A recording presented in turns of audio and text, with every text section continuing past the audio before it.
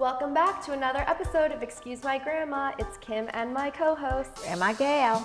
And today you can tell we are filming here at the Colony Hotel with a very special guest. Her name is Brooke Thomas, and she's the founder of Live Out Loud, which is a vibrant community of women, faith-focused, dedicated to empowering women to build 6, 7, and 8-figure companies by paving their own paths to success. So Brooke, thanks for joining us. Thank you so much for having me. We're delighted. So we're happy also to be here in Palm Beach together. This worked out so well. You're from Palm Beach originally? Born and raised here. So do you have memories about the Colony? Oh, the Colony, the Breakers, just being on the island is just so beautiful. I mean, every time I come back, it's changed a lot. But yes, I just love being here. And this hotel is so feminine and just stunning. So I love it. It's the most like Palm Beachy. And I feel like that kind of goes with your brand of being bold and pink. And pink. Oh, I know. I already told all of my ladies we're coming back here for a retreat. Yeah, and so perfect. I'm bringing I think we're taking over the whole hotel. We're bringing 65 women. That's so, fun. That's but fun. I mean, it's the pink hotel, so we have to come. Yeah. The lobby is the greatest. Yeah. I love that wallpaper. It's very Palm Beachy. Yeah. And if those are just listening and not watching us right now, we're on these green velvet couches. The room's super floral. We have a view of the Colony backyard with the pool and that whole very 50s, 60s retro Palm Beach look. It's just iconic. Iconic. Yes. How do you think Palm Beach has changed? Just curious. Oh, well, I mean, I feel like it was a hidden secret. I know that sounds kind of crazy, but just, living on the West Coast and being around so many people that have never been to Palm Beach, because, I grew up here, I thought everybody knew about Palm Beach, but I do feel like it was like a little hidden gem. Right. They're like, you mean Palm Springs? Yes, exactly. Like, no. They say you mean Palm Springs. Yeah. And, I know that, it's become so busy. It's become, just really, there's so many, I kind of feel like we're in New York sometimes because everybody from New York, has moved here, and everybody actually from the West, so many people from the West Coast, have moved out here, and it's just, but I love it. I'll be honest. I love the change. I love the energy. I love that it feels like there's so many. It's more modern. Yes, and the restaurants, the really good restaurants from New York and the West Coast have come. Businesses from New York have come. And, I keep saying New York because that was always the place that had the best restaurants, the best business.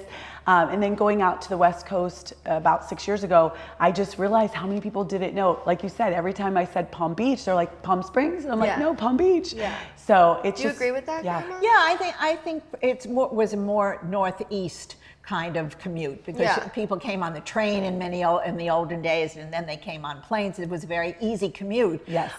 From people from Massachusetts, and New York, and you see the the East change Coast. that's the change is dynamic because we've yeah. become a big city now, and West Palm Beach is becoming a high-rise city. I mean, it's one after another, and it'll be interesting to see.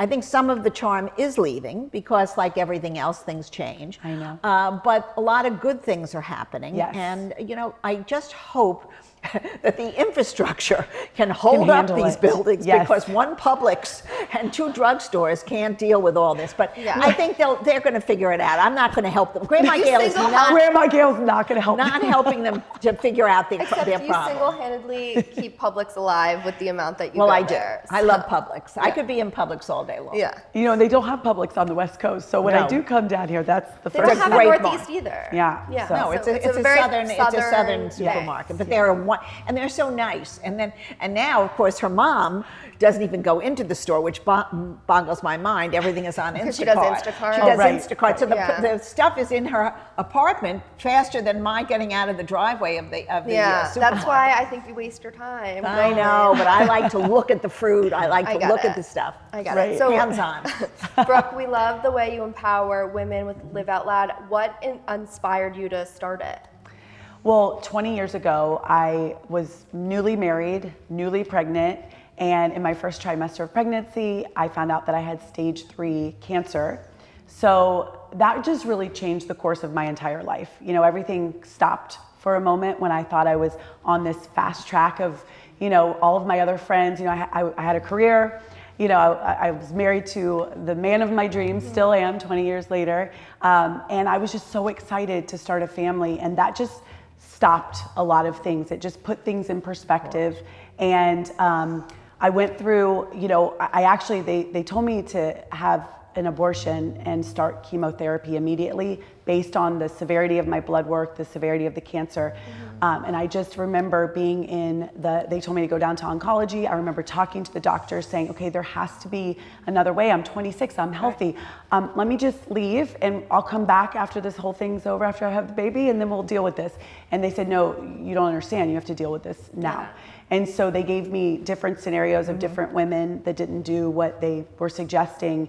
And the outcome was not good. Either the baby died or the mom died. So the only other option was to cut the cancer out without anesthetic immediately because it was skin cancer, stage 3 melanoma. So it spread. It spreads when you're pregnant faster because of the hormones and everything. So the reason why I tell you all that is that physical and emotional pain that I went through in that moment just to get me through really just put things in perspective to what I wanted out of life and what life really meant and what I was really doing. And I realized really quickly the career path I was going down in the corporate world, it really was just because I thought that's what I was supposed to do. And it sounded good and it looked good. And I just didn't really feel like I had passion around it. And so I just really took the time to put things in perspective. And my husband was so wonderful. And I just knew, once I started having kids and I had a beautiful daughter and then I had another daughter, I just knew I had so much in me to create and grow and build, and I wanted to leave my legacy here for them that I just started to pray. That's why my faith is so strong. I just started to pray and ask God to just show me what I'm good at, show me what I'm supposed to do. And I just started getting all these creative downloads to just make an impact. And I started building businesses back then. I've built many businesses over the last 20 years. And back then it was just for my daughters. Back then it was like, I want my daughters to know who I am. I want to make an impact. I want to leave my footprint here because I don't know how long I'll be here. And I know that sounds bad now, but back then I didn't realize, because the doctor said if I chose that option that I chose, that most likely I wouldn't live past 40, that it would come back. Right. So that was replaying in my mind over and over, but it gave me like the fuel to do all of these things that I would have never done. And then until one day I started to say, wait a second, I don't want to have that story. Right. God gets to decide that story. So I'm going to live, and I'm going to live out loud. Right. And I'm just going to live and, really rewrite that story. Cancer is not my story. And so when I started, we were talking about being positive. Right. When I started, really being positive, doing the right things, putting the right things in my body, and just speaking out a different story, surrounding myself with people that spoke out a different story, I just started envisioning being the healthiest 40-year-old mom that ever lived that was successful. And I just would speak that out every day. And then until one day that, I didn't have to go back. They said I'd have to go back every 3 to 6 months to get blood work for the rest of my life. And now, it's been 20 years. After about 8 to 10 years, they were like, okay, you're good. And cancer's not my story anymore. Yeah. So I really, going back to empowering women and just why I do what I do, I see so many women that just become set free in their, being able to build their legacy just by the words that are spoken over them, because it's already inside of them, and they might as well go all out, all in every day until God decides, So that's kind of where I got started and how I got started. That's so inspiring. And I feel like it's obviously so difficult to be in that situation. Like, how do you know when you're making the right choice and looking back that you made the right choice? Oh, just luck. Yeah. A lot of it is luck that you make the right decision. And she had a family and she had support at home, and she did it and accomplished it. So that's really the answer. It's wonderful. I'm very grateful for my family. Right. I come from a really holistic family background where they were they gave me advice, and I'm glad that I took that, and I'm glad I did what I did because I have this beautiful 19-year-old daughter that, and so it's just, but again, I always think at 26 to go through that, I'm so grateful because I would never be the woman that I am, and I would never be able to speak life into women the way I do if I didn't go through that. And again, back then, I'll tell you, it wasn't always, at 26 to 30, there were so many moments where I felt discouraged, defeated. You know, I said the wrong things out of my mouth because I felt sorry for myself and I wanted everybody else to feel sorry for me too. Yeah. But then you get to a point, you know, where I can look back anymore. Right. It's not productive. And I can say 20 years later, wow, like I am that woman that's like, if I would have known 20 years ago and I would have looked back and said, hey, sister, get off the floor, stop crying, you're gonna be fine, you know. But I think so many times we focus on the diagnosis or, you know, whatever that death sentence is, you know, a lot of times it could be anything, you know, women go through financial, marriage, you know, so if we could just lift each other up. And this is why it's very important to have choices and options and agency as women so we can make the best decisions for ourselves. So Grandma, I know we just did Brooke's podcast, by the way, so we talk a little bit more about all of this on hers, so you could definitely go listen. Yes. But Grandma talked a little bit also about her experience with cancer, and you really related on that level. I mean, we all go through something, and if you're positive, as Brooke is and was, and as I was, and you have family to help you through those dark days, you can beat it, as most people do today. Yeah. And I think that's the encouragement. Of course, the one thing I would say now that and we've gone to a million different skin things, everybody shouldn't be in the sun. Right. Everybody should be covered properly. Even little bit, you know, the flap happy hats that the little kids wear. Don't get it on your neck. Don't get it on your face. The sun is destructive. Stress. Yes. Stress when you're in your 20s and 30s and 40s is a big factor in our lives today. You have to find a place.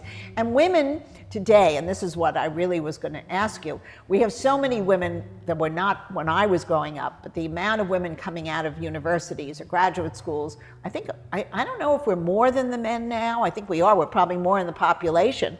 They have to have some kind of place where it's a good place for them. Not everybody has to be on the top of the ladder. There has to be a whole gradual kind of going to different workforces and different jobs, and we need them all. Yes. So I wouldn't suggest that somebody has to go be tippy-top, be the head of General Motors. You can be very happy being a nurse's aide or a teacher or a anything that you want to be, that you're happy doing. Yes. See, I think it's all about where you are and make yourself comfortable. And I don't like when everybody says, oh, I want to be the head guy or the head girl at something. That really doesn't make you happy, because you're going to spend your entire life worrying that you're not at the pinnacle of your success. You know, go slow, go get comfortable, be surrounded by friends who have similar likes and want the best for you and for them. And then you'll be encouraged. Yeah. Well, and you can create anything. Like look what you're doing. That's what I tell my daughters. I mean, you can literally create your own business. Anything today. If you believe in it, if you have the skill, everyone has gifts inside of them, and you can create anything, which is so amazing, isn't it? It's very, very different. Yeah. It's very different, and it's freeing. Yes. And I think it's especially freeing for women. Yes. Because now you can have a little bit of it all. That's right. You can do it from at home. You can have a family. You can have a husband. You can make dinner. Absolutely. And you can still write a podcast. You can still go on, do a brand. You can do all these things within moderation, naturally. Absolutely. You have to have your priorities, naturally. But I think it's freeing. Right. You don't have to go up a corporate ladder. You could do, you know what I'm saying? Yeah. Like, Brooke, I want to ask this to you, because you have over 1,000 women in your community. It's membership based.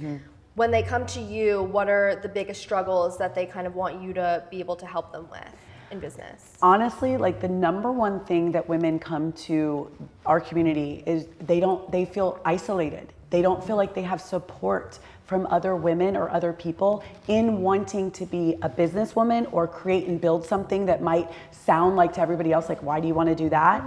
And be a great mother. And be a great wife, kind of like what you were just saying. So really, number one, they come for the community support, the network, the collaboration, because it's so amazing when women can actually come together and collaborate and share. Well, that's what we had. Yeah. I mean, nobody would have believed that we would have collaborated on a business. You mean that me and you? Yeah, you and me. I mean, because the truth is, it's the odd couple. But it worked. But it worked. And that's what these women have to understand. They have to just find somebody that they can either work with or stay in a community that's supportive of them and not listen to all the bad stuff around them. Focus on where they're going. And you know, but you don't need like a co-partner to have a successful But you need support. Yeah. You need to have either family or friends supporting. I don't care. You can't do this alone. I don't think anybody can do it alone. But also the skills, like what's really great, I told you we have women from 25 to 65, and what's been amazing, and I've loved that, I had for a while lots of marketing companies, lots of people say, you've got to niche down to one age, one look, one place, and one business. You know, you've been successful in this business, Brooke, so just focus on that. I said, well, that's boring. I'll be bored. I don't want to be bored. I do every single thing that I would want to do, that I would want to be a part of. I create things that I would want to be a part of. Kind of like the first event I ever did, I told everybody I'm going to do it at the Breakers. So they said, you can't start at the Breakers. And I said, why? And they said, well, you have to start at like the Holiday Inn or the Marriott. And I said, I don't want to start there. I don't want to go there. I want to start at the Breakers. And so it's a joke because I, you know, for me, this community of women, 25 to 65, all different demographics, all from all over, that's energizing to me, because when you're stuck with the same age, same demographics, you know, same, you know, business, everybody's speaking kind of the same thing and you don't get any great ideas. So the other thing is just the resources and the skills that everyone in this group learns from each other, because say you're in the corporate world or you're a lawyer or a doctor, you know, that language and what they're doing is very different than a full-time entrepreneur or somebody that has built a personal brand or a product. And when they start sharing, and sometimes they're each other's ideal clients. So you can get market research in a group like that, instead of paying a marketing company to, not that I'm against that, but you know, just, it's quicker, it's faster. And so it's just been a really exciting. That's true, you've done that too. No, it's so important. I'm relating to a million things that you're saying, but I think also when we do talk about like having a niche and stuff, I don't mean it in a way that it's like you can only talk about and do one thing. Like we talk about food, fashion, family, technology, whatever. That's not one thing, but it's about us at the end of the day and our relationship. So I think kind of like knowing who you are, but that doesn't, you're not one thing. So that's what you have to, Totally. And I think it is so beneficial too to have people from all different backgrounds come together. It can only add to like your experience. So I think it's amazing. How do you kind of nurture that between everybody and get them to have those conversations? And I know it's been really, really special. I think from the very beginning when I started this, again, it was out of my own need. When back in the day when I was kind of going through my transition, and I lived in this country club neighborhood where a lot of the women, I mean, I'm just going to be honest, it was very discouraging to me. Like when I was trying to build things and I was like, oh, I have this idea. And they were like, why would you want to do that? You just need to be a mom right now, you know? And I said, but why can't I be both? And it was almost like back then, because I was in my 20s, and I looked up to certain women that were already building families. And I think, listen, being a mom is the number one, and it is the hardest job. Okay, so I want to put that out there right away. But I think there's some women that are built to just do that, and that's not just, that's like a lot. That's a lot. But then there's some women that have it in them that they can do both. They can create and build at the same time. And just being around women that are encouraging makes all the difference in the world. So when I couldn't find that community for myself, this is, you know, almost 20 years ago, I just felt like I couldn't find it. Again, my faith, I was praying, God, please help me to find these women. Where are they? Where are they? And I felt so strong within my spirit, within my gut. I felt like the Lord said, go create it. They're waiting for you. Go create it. But you need to speak the language that they need to hear. So I would just show up, and I was so nervous, shaking. I got made fun of, and I would be like, "Hey, ladies, this is how I feel. Anybody out there? Anybody feel like me?"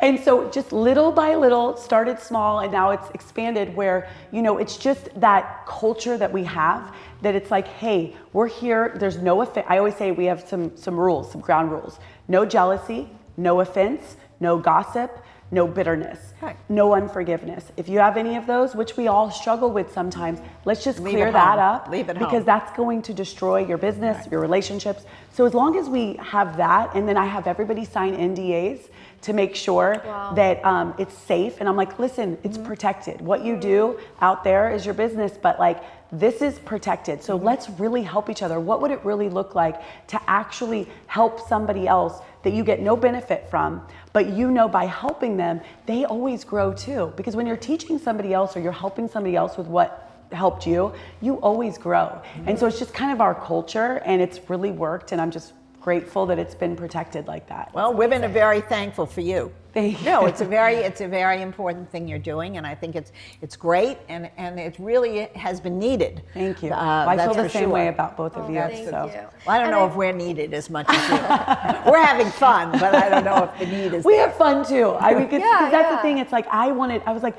I don't want to feel like when I say something, you know, that they're going to be like, why do you want to? I always say I have these comeback statements. If somebody says, why do you want to do that? I used to have to overly explain, well, let me tell you, you know, and then I just teach women to just go, why not? Yeah. With a smile and walk away. I love that. That's always on my like TikTok For You page and stuff of people giving examples of when someone says this to you, like say this instead. I love those videos. If you don't make those videos, you need to. Oh, I need to. Okay.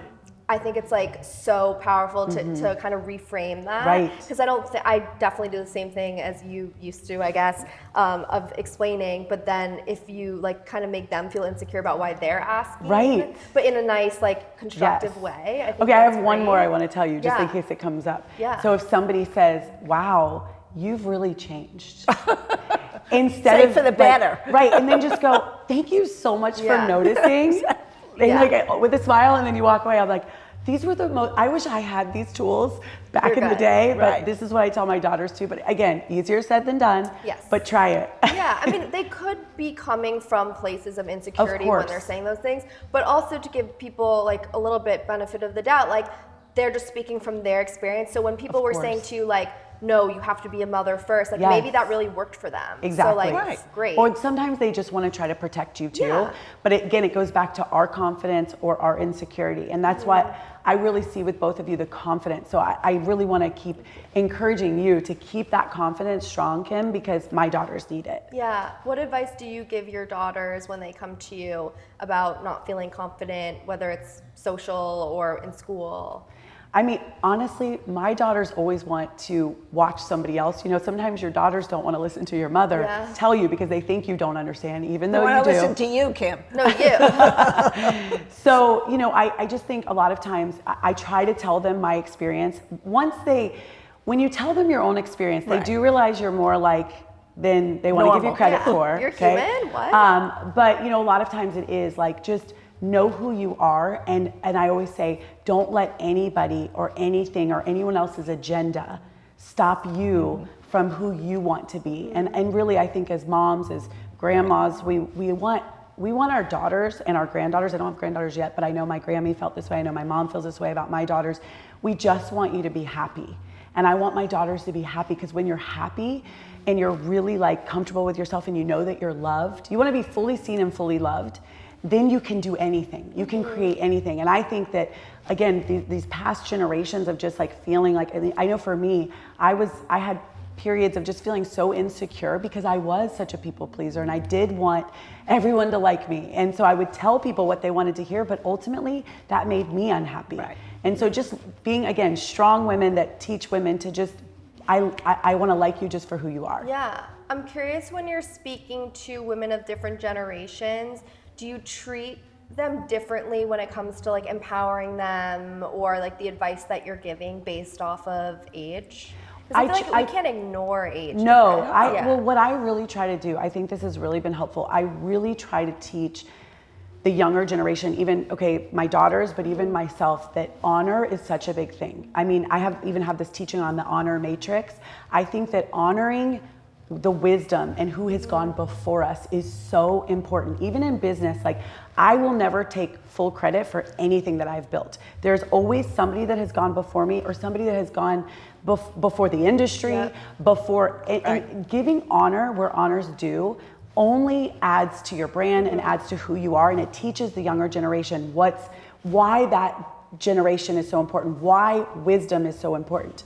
And then on the other hand, you know, the younger generation, I think it's so incredible to teach you know, the older generation, that we should also honor and respect in a different way, that like, you know, they say things different, they feel things differently, they're in a different environment, they're being raised and being told different things that I want to understand. I just want to understand. I don't want to judge. I don't want to give my opinion to a point where they shut down. And so that younger, you know, just again, that combination, which again is so beautiful that we're having this conversation, because my community is filled with that. And I do think that we can talk to them differently, but also have the honor and respect to come together of why we should listen to each other, because we can always learn. Listening is the big thing. Yes. Because you don't really approach the subject the same way at 25 that you do at 65. So you have to understand the two different approaches and either blend them or understand them so you can talk about them intelligently. Because, you know, certainly a mature person is a lot more experienced in life, and that's very important. But the young person now knows about innovation, knows about creativity from a place that our generation and a little younger than I know nothing about. I mean, we've seen that. So I think it's very important, and just to be in a room of people who care and are truly interested in each other is really the thing. And even your confidence, I'll tell you, even some of the videos I've seen of you, like where you're washing your face. You know, do a lot of my makeup. daughter's, she's washing her face.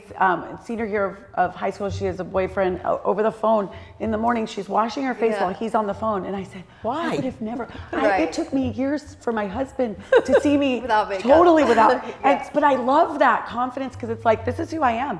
Take it or leave it. It's a different world. I love it though. Oh, that's an interesting thing. Like, after seeing how your daughters are in their relationships, you've been married for 20 years. Like, did you take anything from them and like, okay, I'm going to start being this way around my husband? I always tell my oldest daughter, Yeah. the confidence that you have, just even being direct with people in a kind way, like you are, you know, just like you speak what you want to say without worrying, because you're just being you. Yeah. My older daughter's like that too. And I always say, okay, I'm gonna learn, you know, she'll sometimes go, okay, Mom, you can do it, you know? And I'm like, okay, like I'm, you know, and so, but it's true. And yes, and with my husband too. I mean, again, we've been married 20 years and he's amazing. And, you know, but I felt insecure, you know, with certain things early on in our marriage, and probably even until, I'm always learning from my daughters, like, just, okay, wash my face. How long did you date your husband before you? Only a year and a half. See? Well, that's even too long. But like we knew like 6 months. I think we were like, I think I was engaged pretty quickly. How did you meet? We met at a party that neither of us wanted to be at, because I went for my girlfriend and he went for a friend, and I was kind of pouting because I didn't want to be there. And I sat on the couch. He walks in, doesn't want to be there, sits right next to me, and we start talking. That was kismet. And it was like perfect. I don't really want to say love at first sight, but I just knew. I just really liked him. Yeah. And then we've been together ever since. That's great. That's very I feel good. like that's why you have to say yes to everything. And Yes. like, even if you're not in the mood to go, like go, because you never know. You never never know. know. 90% of the time, you're like, oh, I should have stayed home, but like there's that 10%. Exactly. That's of the right. time. Exactly. That's great. Yeah. So I guess I want to end on like one actionable step you would give people who either are in your community or who are just listening, of how to live more of a bold, authentic life. I think it really goes back to, again, like live out loud is, I always say it's not about being louder. It's about knowing what's inside and being able to speak it out. I think as women, using our voices and saying the truth and being known as being truth tellers, I think is the best advice that we can give each other. Like really being able to hear somebody's truth and listen and accept it because it's their truth. And saying out loud what's inside. It took me a really long time. I would keep things inside, or, you know, I think as women, we all do that. And we want to look good. We want to be, you know, the perfect woman. Yeah. And there's no such thing. So Right. But you can still look good. That's you. Well, you're you right. look You good, always girl. look good. I can't always say that. Not for you. But, you know, and I do think just being able to, you know, have those real connections with people and saying, you know, I'm nervous about telling you this because it might be something you don't want to hear, but I've got to tell the truth. And that has really shifted me a lot, and just the women that I serve in my community and business, because if we can't tell the truth and we can't say what's inside, then we're really not building something authentic. And again, back to both of you, the reason why I'm so drawn to both of you, because it's really like an outlet for me, because everything I do is pretty, I mean, I've watched the same things. I mean, I'm all business sometimes, and my family and my faith, but you've both been like a really good outlet for me to just, you're having fun, you're super authentic, you remind me of my Grammy, and just my relationship that I had and the relationship that my mom has with my daughters. And just to kind of like loosen up a little bit for me, to like not take things so seriously and just have those relationships that are so important.